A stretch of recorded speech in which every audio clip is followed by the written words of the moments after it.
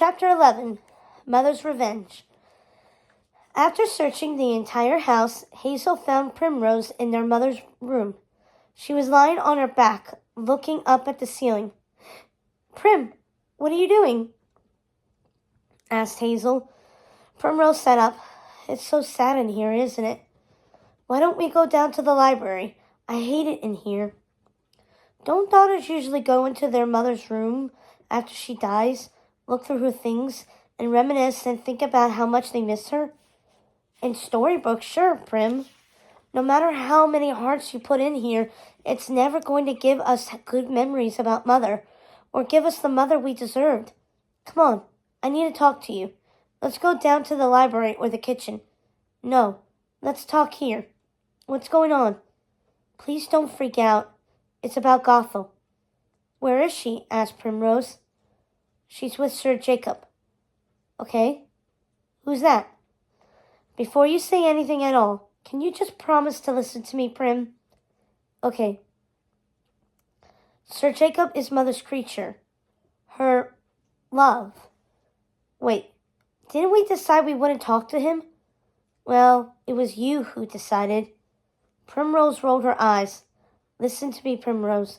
If we're all going to stay here, there are going to have to be some compromises, and this is one of them. Gothel read in Mother's book there is no way for us out of the thicket." "What?" "Calm down and listen to me. The only person who can leave here is Sir Jacob. He does everything around here, and Gothel knew you were going to be disappointed, but she arranged for Jacob to bring wagon loads of things for you to choose from to decorate this house, to make you happy, Prim. She's trying to make you happy and do what's best for this family. You're not always going to like the way she has to do it, but I need you to trust her, Prim. And if you can't trust her, then trust me. I always have. Come on, can we leave this room? I'm hungry. Let's go down to the kitchen." "Fine, but you're cooking. You know what I'm excited about, Hazel?" "What's that, little sister?" But before Primrose could answer, their mother's room was engulfed by a blinding light. "What the Hades was that?" asked Primrose, unsteady on her feet. "I don't know," said Hazel, using the doorway to steady herself. She ran to the window. "Prim, come here. Look at this." "What is that?" The sky was filled with a huge, swirling black vortex that was consuming the dead trees and heading their direction. "My gods, do you think Mother is back?" "I don't know." "Do you feel her, Hazel? Is it her? Come on. I don't know. I've been feeling her ever since she died. She imbues this house, the forest, but I didn't want to say anything about it. Hazel, look." The vortex was getting closer, devouring everything in its path, the trees, the tombstones, and the remains of the conservatory. "We have to find Gothel. Come on." Hazel took Primrose by the hand, and they ran down the stairs, speeding past the open windows. They could see the vortex getting closer and closer. When they reached the vestibule, they found a legion of skeletons barring them from leaving the house. "Oh my gods, Hazel, what's going on?" Forging a path of destruction, the vortex headed toward the house, consuming the sea of skeletons surrounding it. "Prim, we have to run. It's coming right for us." The girls ran as fast as they could.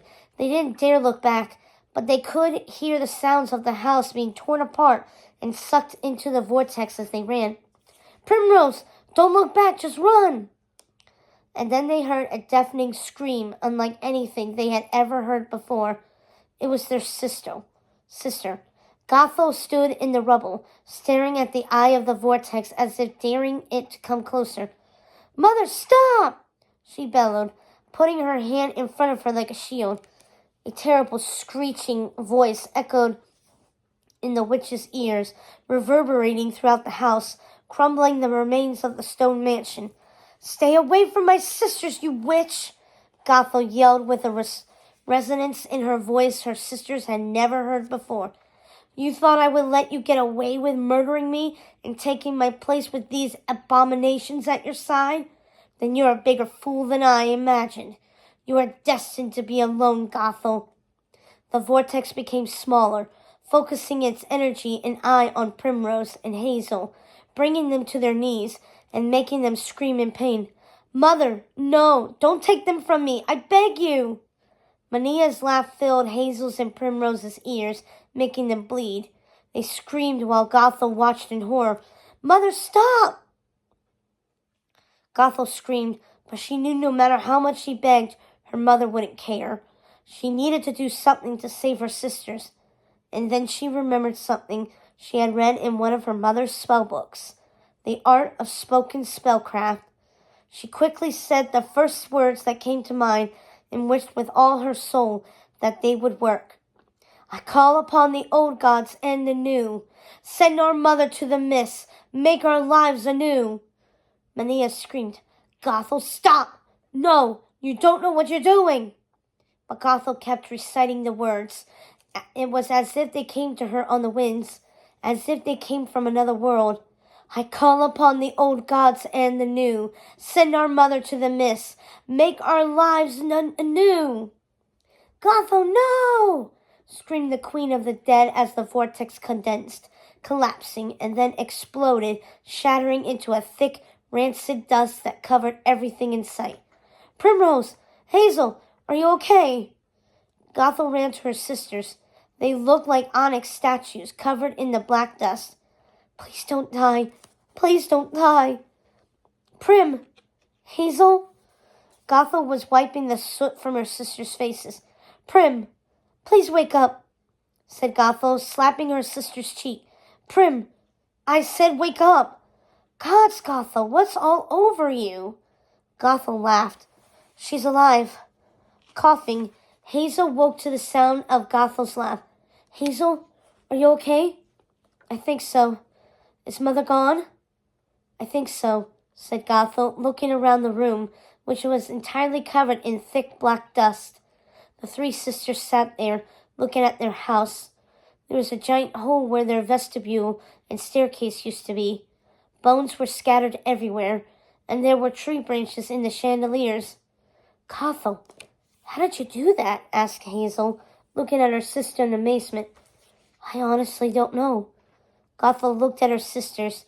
She had no idea how she had destroyed her mother. She was just happy her sisters hadn't died in the process. What are we going to do? Asked Primrose. Our house is destroyed. We will have it rebuilt exactly the way we want, said Gothel. We will have a new house and a new life, a beautiful life, I promise you. How are we going to do that? Asked Primrose. We have Jacob and Mother's creatures. I think they're your creatures now, Gothel, said Hazel. I think you're right.